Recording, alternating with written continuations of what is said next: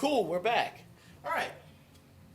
In our previous lessons, our previous two lessons rather, we learned what measures were. We learned that bar lines separate the staff into what we call measures. There are four measures up here on this board. We learned also that we put a double bar at the end of the music.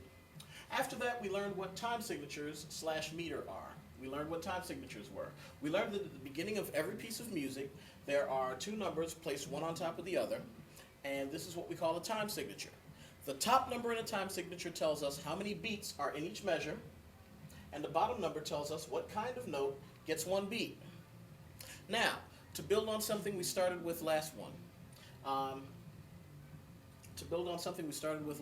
lesson, when 4 is your bottom number, in a time signature, the quarter note is going to get one beat. The half note is going to get 2 beats. The whole note is going to get 4 beats. Let's run that again. When 4 is the bottom number in a time signature, like it is right here, the quarter note is getting 1 beat, the half note is getting 2 beats, the whole note is getting 4 beats. So let's put some rhythms up here, and I'm going to show you how to write in the counts underneath of each one of these measures. Those of you who are familiar with my recorder videos should already have a pretty decent idea of how I'm going to do this, because it's some of the same technique I use over there. Okay, so 4 beats in each measure, quarter note gets 1 beat, so here are 4 quarter notes right here.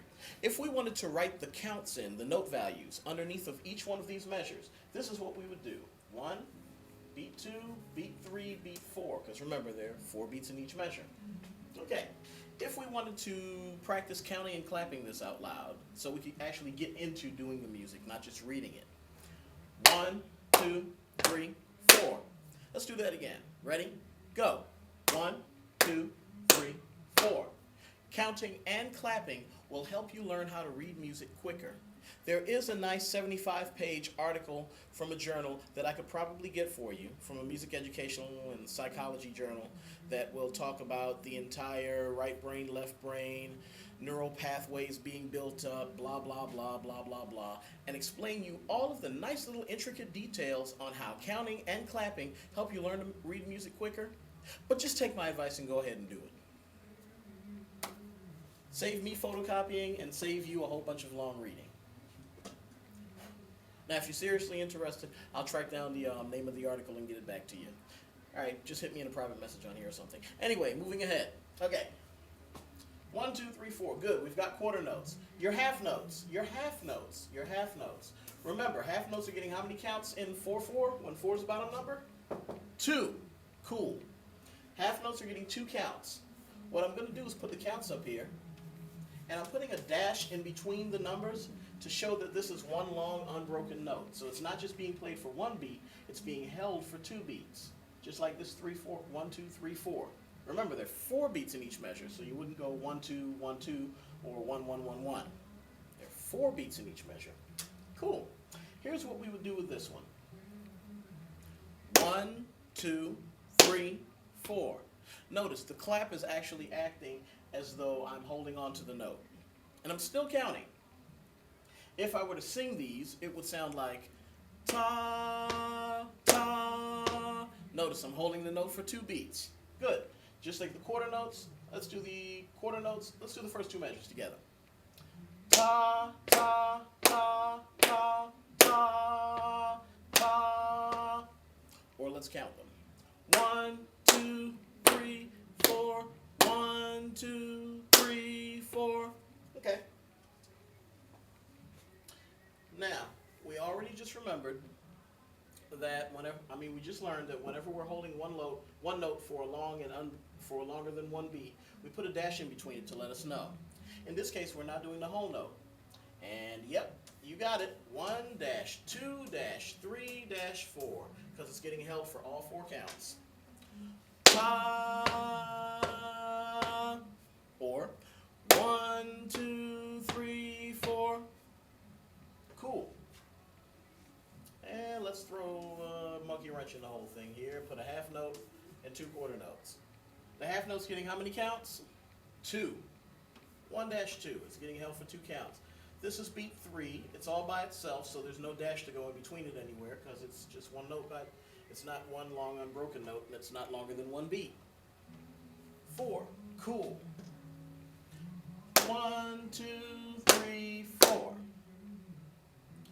1, 2, 3, 4.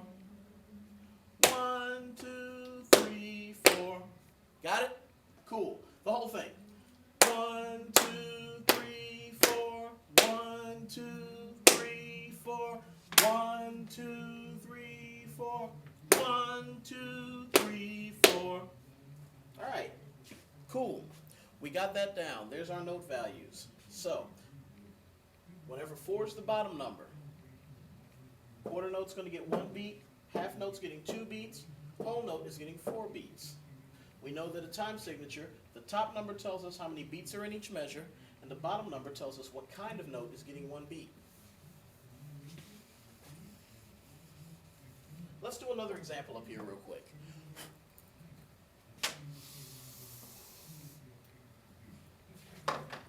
Let's mix things up a bit. Let's put this one in 3/4. So now there are going to be 3 beats in each measure, but the quarter note is still getting 1 beat. I'm going to go on ahead and add in one new concept for you.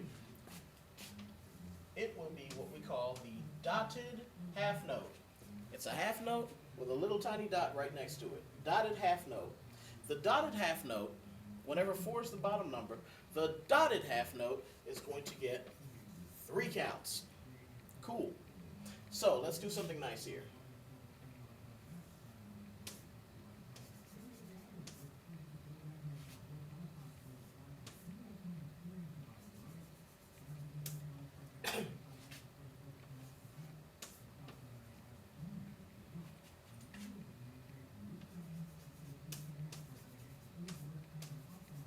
Okay. So, let's stick our numbers in on here. We've got a half note. How many counts is a half note getting with 4 being the bottom number? 2. 1-2. This quarter note's getting 1 count. That's 3.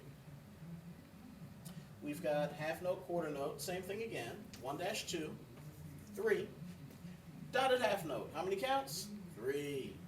1-2-3 because it's one long unbroken note that goes longer than 1 beat. And finally, 3 quarter notes. Each one's getting 1 beat. 1, 2, 3. Let's count and clap these real quick. Ready? And go. 1, 2, 3. 1, 2, 3. 1, 2, 3. 1, 2, 3. Okay. There are your basic introduction. Wow. I graduated college, yes. I are a teacher. This is your basic introduction to reading note values. What I want you to do is practice writing out some rhythms of your own, and I'd like you to write in the counts underneath of each one. As a matter of fact, the worksheet, actually some of the student assignments allow you to do this very thing. The next lesson, we'll talk about rests. What are rests? You'll find out real soon. Take care.